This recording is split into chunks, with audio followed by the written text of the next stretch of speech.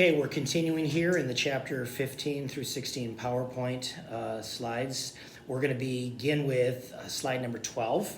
I'm going to talk about environmental policy here. Again, I'm not going to go long on this, but I think it's important for you to understand the historical arc of environmental policy from the founding era to today. So the challenge with this is this argument, okay? And I put that here in quotes. You are for the environment, and thus in principle, you're for unlimited government. Okay, in other words, if you're for the environment, in order to basically elevate the environment, the government's going to have to regulate all kinds of stuff to preserve the environment. Okay, that's one argument. Or you are for limited government, and you don't care about the environment. Okay, in other words, both of these are caricatures. Okay, but again, the second argument is, okay, you want small government, you want conservative government, well then you don't care about the environment. And that's a false dichotomy, okay? It kind of falls somewhere in the middle. We'll talk about this briefly here, but I want to just talk about the three different viewpoints from the founding to today to kind of just give you an understanding about how the federal government addressed environmental concerns. From 1776 to 1990, the federal government embraced the social compact theory view of the environment, drawing from Jefferson in the Declaration of Independence and in the Virginia Declaration of Rights. They tended to embrace what is called an anthropocentric environmentalism. Okay, what is good for human beings? So when you're addressing the environment, you must first ask what's good for human beings, okay? It doesn't mean you don't care about the environment or the non-human world, but how's what's happening to the environment going to impact human life, human liberty, human property, and economic activity, okay? So this idea that while we want to be concerned with the environment, we want to make sure very, very, clearly that in emphasizing the environment, it doesn't hinder liberty. It doesn't take property rights from people that currently own a piece of property. Okay, they were always concerned about that. If you go to the next slide there, slide number 14, this was influenced by Lockean liberalism. Okay, the right to life, liberty, property. Okay, you kind of familiar, that's a phrase that should be relatively familiar with you now in this class because, again, Jefferson drew from Locke's ideas when he injected them into the Declaration of Independence. We have these rights to life, liberty, the pursuit of happiness. Locke said actually life, liberty, and property, okay? So as you're taking care of the environment, you have to ask, okay, how does that impact human life? How does that impact human liberty? How does that impact human property? Okay. A second influence came from the Judeo-Christian worldview, a Judeo-Christian anthropology, okay, which means that humanity is made in the image of God. And so because of that, there's a hierarchy, okay, man, animals, fish, birds, plants, earth, okay, there's a hierarchy there. And in order to do environmental policy appropriately and accurately, you've always got to keep that hierarchy in mind. Again, these are the two influences, Lockean liberalism and a Judeo-Christian worldview for the founding view of environmental policy.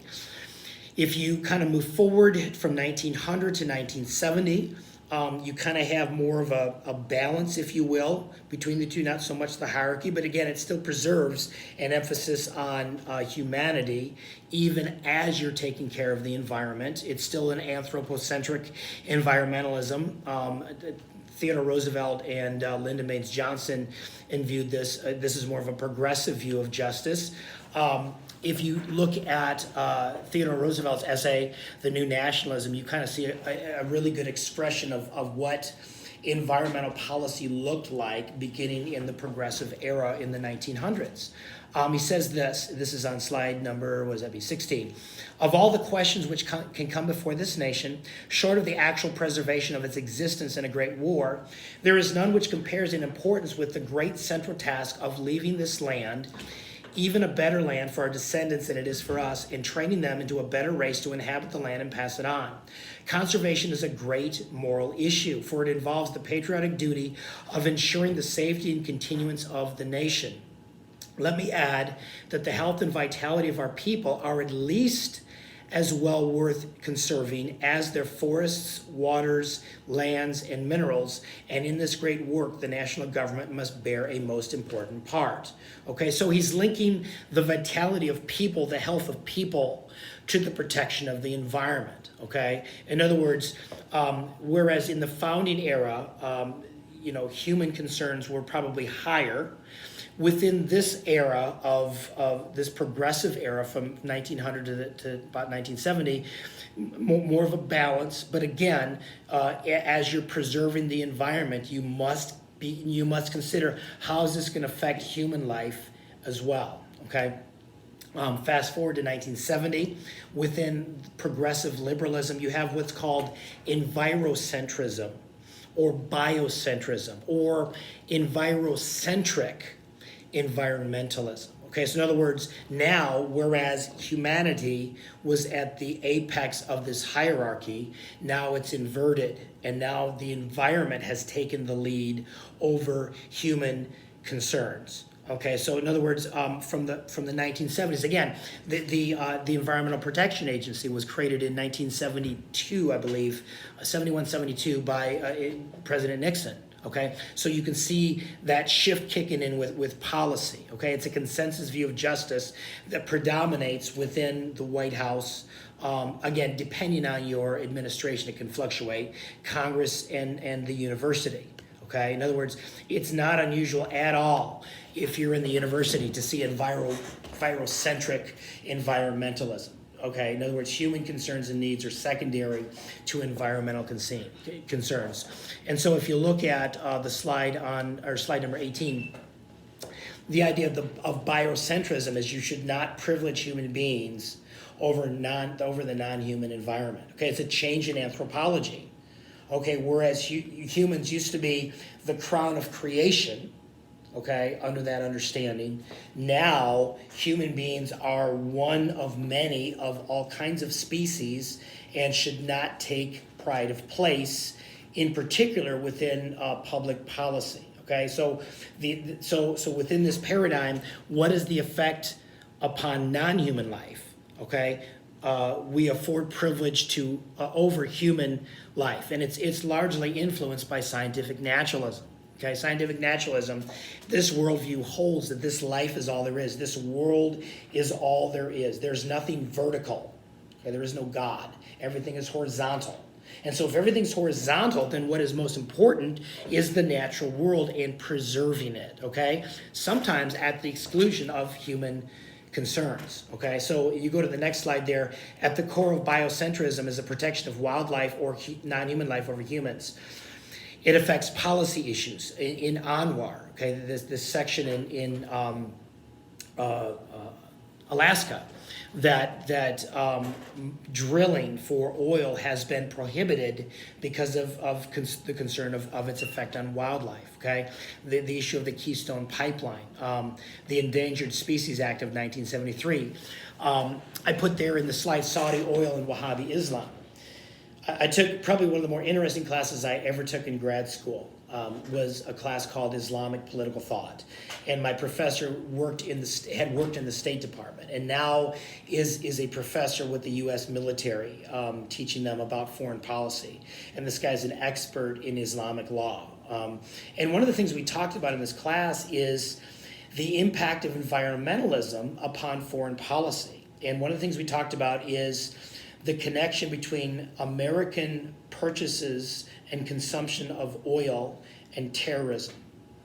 And one of the things we talked about was a lot of our oil that we get, and again, I took this class in 2011. It may be a little bit different now because we're a lot more energy independent, but at the time we weren't. And my prof was telling us about this, that a lot of the oil, or when we go to the pump, go to Shell or go to a mobile station and buy gas, a lot of the gas that we purchase, a high percentage of it is given to or sold to us by Saudi Arabia. And Saudi Arabia is driven by Wahhabi Islam. It is one of the more radical strains of Islam that was embraced by Osama bin Laden and Al-Qaeda and their terrorist network. So one of the things we talked about is we unwittingly are funding terrorism every time we go and fill up our car with gasoline. Okay, because again, it's going to Saudi Arabia, and Saudi Arabia is funding Wahhabi Islam and indirectly a lot of these terrorist networks. So I raised the question in class, I raised the question to my prof, I said, well, why don't we create a workaround?